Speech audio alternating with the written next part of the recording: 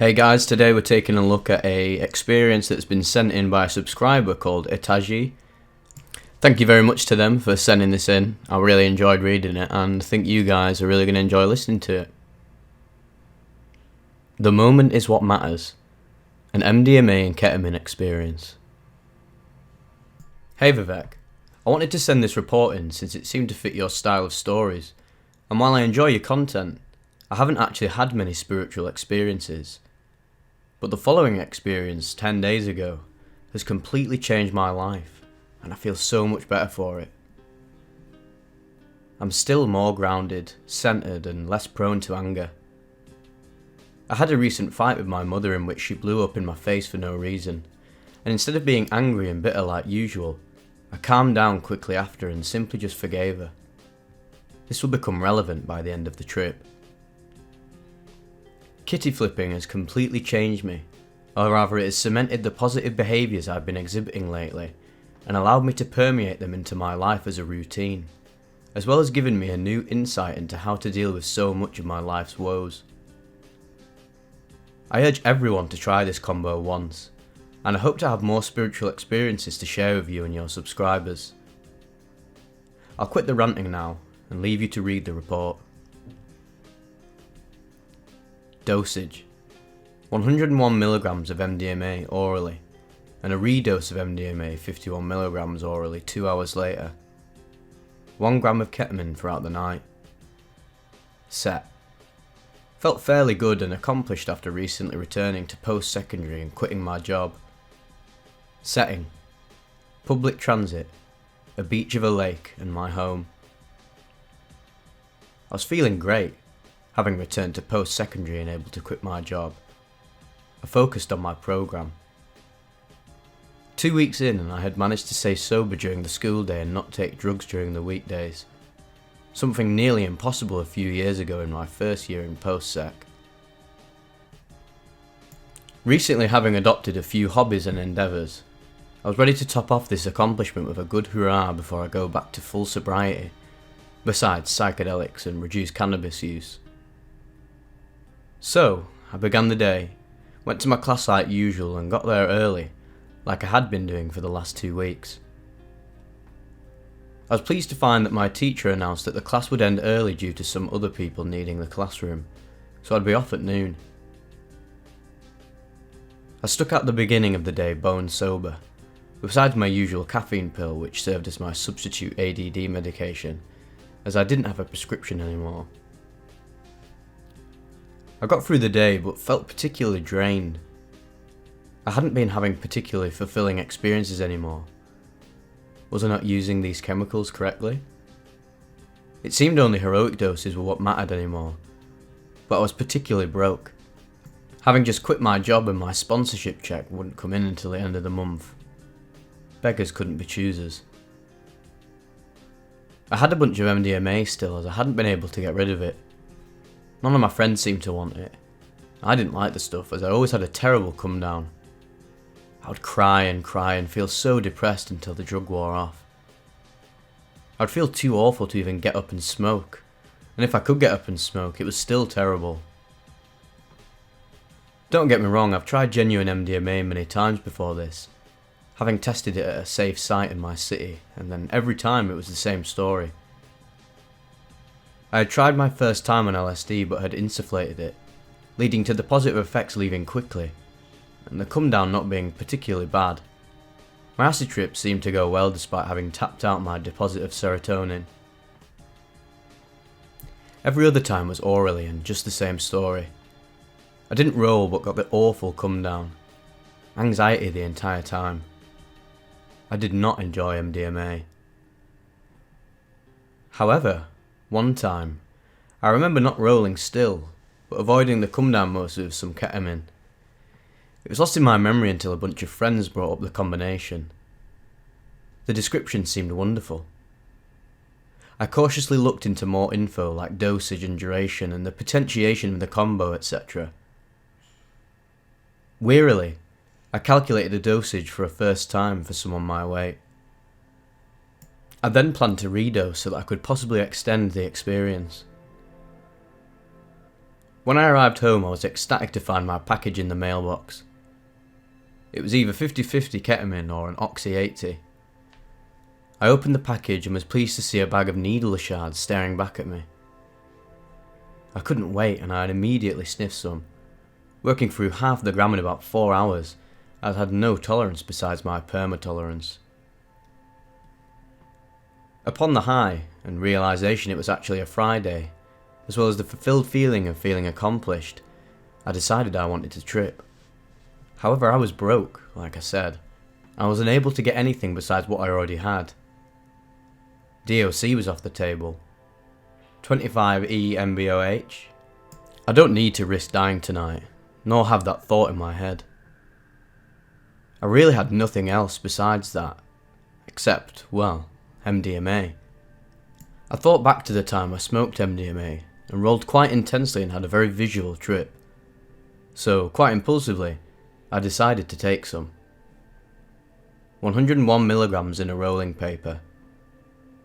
It hit around 20 minutes later, and the lingering ketamine had, to my sudden surprise, completely eliminated the speedy and on-edge feeling of coming up on MDMA that usually has in store for me. It began as a sudden increase in smile and laughter at some YouTube videos, but slowly and exponentially increased until I felt extremely euphoric. This was not typical of MDMA for me, nor ketamine, and had to be explained by the combination of the two drugs. I was extremely sedated. I was melted into my chair, almost as if I was in a giant rat trap and I was unable to move. The simple act of sitting up, raising one's arms, and typing out a message to my Discord friends initially takes incopious and insurmountable amounts of effort. But once up, I paradoxically feel quite light for a short while, as I suspect the ketamine began to finally wear off enough. Still euphoric, quite social and uninhibited, I freely discuss various topics, though mostly the drug, but including political discussions around far-left ideologies like anarchism and communism, and touching upon the recent fascist convoy passing through my city the other day. But eventually the feelings overcome me and I'm unable to be mad about these things right now. A line of ketamine and some more touts of how fantastic this chemical was when combined with ketamine later, I had formulated a choice of plans. The ravine, my sanctuary, or to the arcade, then to eat and then returning home after some time, destroying my old works pinball machine. Maybe even flip off the supervisor I hated after I bummed free food from my cousins. I choose the latter. I am intensely social and feeling like I can take on anything. Indeed, the very next thing I do is pour out a ketamine line and sniff it, and then let out a "woo baby, I'm on top of the world," before confidently walking outside the door. I am met by the cold and brisk air of the black night. The yellow incandescence washes the streets like rivers of early 2000s NYC murder scenes. The shadows fade away in an intermediate zone at the meeting of every yellow light and shadow cast, before the shadows fully engulf all of the places light cannot penetrate. This normally would make me anxious on psychedelics, but it doesn't very much affect me on this combination. Right out the door and a few steps down the block I pop my redose, down the hatch. Wobbling with legs of jelly, I walk a 10-minute walk in a long 25 minutes, wonking through the city streets and catching passerbyers' glances and murmurs, but I do not care at all. I am as carefree as I have ever been, and that is not an easy endeavour with my tortured mind. I walk and I walk, or rather I attempt to walk along until I reach the train. I've taken the route to the further away station and as such have wasted time. Something that quite irks me is the waste of my time, but in this moment it did not matter. I wasted 1.5 times the amount of time it took me to get to the closer one. I was on the platform and waited, noticing visuals quite intensely. However, the redose hits me quite hard and I am reminded of all the times I heard of people taking redoses and regretting it. I'd always thought those were Europeans who had dangerously high-dosed MDMA tablets, over 200 milligrams sometimes, which is the max dosage one should really take. Anything over is a waste of the drug and also of grave come-down waiting to happen. 152 milligrams for me was a lot. I'd gained a hefty 40 pounds in the last year, and even then, at just over 200 pounds, I was still rolling hard. The tiles on the floor lightly breathed. The lights felt like high beams being directed into my eyes. I'm nearly blinded. A light overlay of faint patterns of nondescript shapes and colours rotates but quickly fades. An intense wave of anxiety overcomes me. It is like the other times I took MDMA on its own. The anxiety grows and the train is only 4 minutes away, but it feels increasingly longer. Tick, tick, tick. Yet no time seems to pass on the electronic clock, nor does the time until arrival clock shorten its value. I'm nearly in tears at this point. I make eye contact with a random lady on the opposite tracks. We lock eyes for what must have been a few brief moments, but it felt like a minute to me. Anxiety shoots up my spine, aggravating my back pain. It's in my legs and in my arms, and it fills my lungs and makes it hard to breathe. My heart begins to race and race, still only 3 minutes away. Should I go away and find a place to do more ketamine? Fuck, I need another bump. All I can think of is how the ket will smooth it out. But this spiral of uncertainty seems to pass those remaining 3 minutes rather quick, as my train arrives and the distinct slowing down of the train and then the stop before the chime sounds. I walk inside and sit in an isolated and sparsely populated train car and sit. My legs are restless. I feel non-existent eyes of passengers in seats that are empty when I look behind me. The train ride is a long, grueling 10-minute journey across 3 stations until I hit the arcade. I had tripped here on dissociatives and lysergamides a few times, but the daunting line visible from my walk-in put me into even more anxiety. I was thinking someone would definitely see my dilated eyes and that I would be kicked out immediately. Curiously, however, what was the reason for my denial of entry was not because of my behaviour or my state of mind, but because of my phone being in the shop, and thus me not having any access to my virtual proof of vaccination. The guard wouldn't let me into the arcade without proof of vaccination, and I could see my friends at the bar inside, but I couldn't have possibly got their attention, so I simply left. The walkout was equally as anxiety-inducing. I walked for 5 minutes to an old drinking spot me and all my friends used to copiously drink ridiculous volumes of liquor, because of the horrid working conditions at the restaurant inside the arcade. I sat on the steps, out of sight of all of society, anxious and feeling it getting even worse as I fumbled for my vial of ketamine in my pocket. A small plastic bullet-shaped vial of 0.5 gram of racemic ketamine, and sniffed a bump off my hand. I feel the anxiety wash away completely. Then I feel my confidence come back. I'm absolutely rocking now. I see the bourgeois apartment towers wave and warp impossibly for their concrete and steel structures. The glass seems like a fluid and seems to drift as waves instead of breathing like most psychedelics. The lights were bright and the neon of the mall district reflected off these massive towers of capitalist exploitation. As I'm thinking this, a private security guard, hired to protect the entire mall district area, including these upscale condos and apartments towering over me. But he keeps along and doesn't harass me, thank God. I decide to finish off my ket and to go along somewhere else that wasn't in probable cause of the private guards to harass me. So I walk to the gas station for a water bottle.